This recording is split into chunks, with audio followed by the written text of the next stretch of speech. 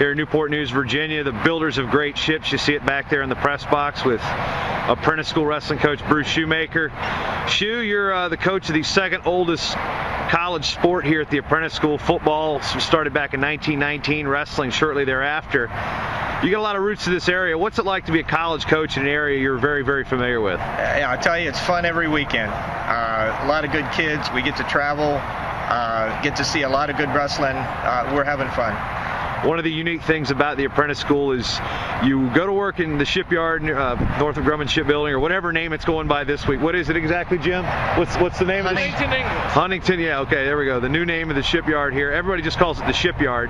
But you go to school part of the year, you go to work in the yard part of the year, then for those lucky enough, they get to wrestle for you. What's that been like as a coach to deal with that type of element? It's not easy. Our guys go to work every day for 8 hours. They may be in class for 3 or 4 of those hours, but they're on the job for 8 hours a day, and then they're coming to practice. And you know, we try not to keep them more than 2 hours, but that's the way it is. Obviously, with some of these guys have wives and families, and you know, it's a work day for them. What difficulty does that present within that 2-hour practice structure? Well, everybody's got their own personal problems. Everybody's got their own work problems. We have to be flexible, or we have less of a team than we really think we have. From a standpoint of having sent kids to the Apprentice School back in your high school coaching past, what's the big benefit you see of this type of program? Well, we get to offer kids a job. I mean, they're really going to make some serious money, even as a freshman, and then they're going to make 50 grand their senior year. So that's really a good thing, especially in the employment situation we're in now. In terms of the athletic department, they run the department like it's a Division III institution. It's an affiliate member of the NCAA. You wrestle with the NCWAs. It's with the rules of the payment of the athletes kind of precludes you from competing in the NCAA, but you guys see a lot of Division I, Division II, and Division III NAIA competition through the year. What's it like trying to schedule? Sometimes it's tough.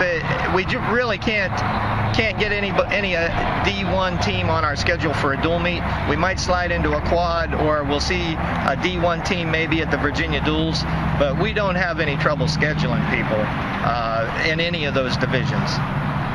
What's been the best part about moving from the high school ranks where you coached at Matthews, at Denby, at Lafayette, Natural Bridge, et al.? You've been around Virginia for a long time.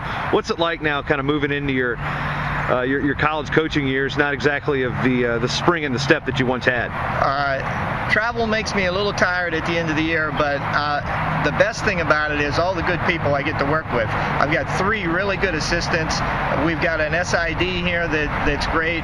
We've got a good athletic director. We've got good trainers. At the high school level, really, I was doing all those jobs. I was doing everything, and it's just really fun to sit back and delegate and travel and have a good time.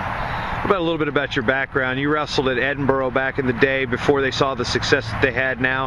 What's it like for you to look back as an alum and know that you were there during some of the dark days, and now to see the program pretty much year in, year out being a national contender? Yeah, well, it was a couple lifetimes ago. It was really fun watching Edinburgh move in the 80s when Mike Deanna was there, and then Bumgardner, and you know, it's nice to say that I was from there, but when I was there, it was really nothing like it is now. In terms of having that alumni passion, you know, a lot of schools like at Virginia Tech, ODU, locally, that are having that same type of feeling, like the programs have reinvigorated. What do you do here at the Apprentice School to get the guys in the yard that may have come through the Apprentice School? They may not have wrestled, but the Apprentice School is pretty small, you know, 800-900 people maybe. That might be a high number, but to get the guys in the Apprentice School and the people out to the matches here. Well, we had a wrestle-offs a couple weeks ago, and just a simple little thing. We gave T-shirts to all the wrestling alumni, and we probably had 10 or 15 show up at that meet, and then we just talk it up. We got a good email system. We let everybody know our schedule. We let everybody know when we have something coming up that is get to. You know, we don't have very many things close to home, but when they can get to them, they do.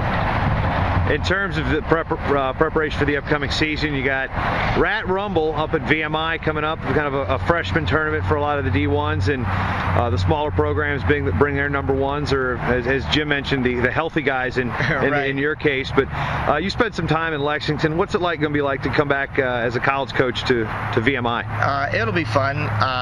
Yeah, I've got a good relationship with Rocky Trudgeon, and it's going to be fun going back to Clock Hall and into the dome. The Thunderdome.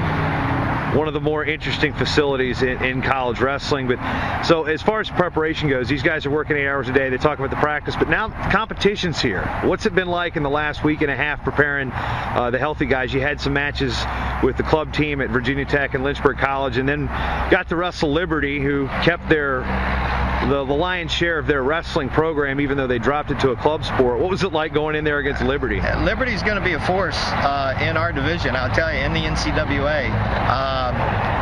It was tough. We wrestled with them. Our best 2 guys got hurt during the match, and we had to default both, but I think it would have been a 1 or 2 point dual meet if that had not happened. But it was good. And as far as getting guys ready, they know they got to get ready. We started wrestling live matches and live situations in the last week. We're going to be okay.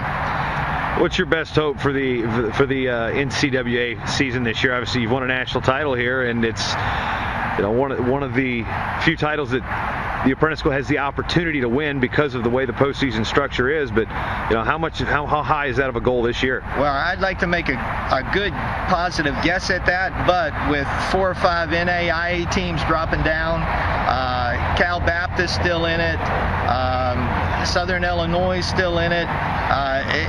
Our tournament is getting tougher and tougher and tougher, and we just got to wait and see what kind of a team we have at the end of the season.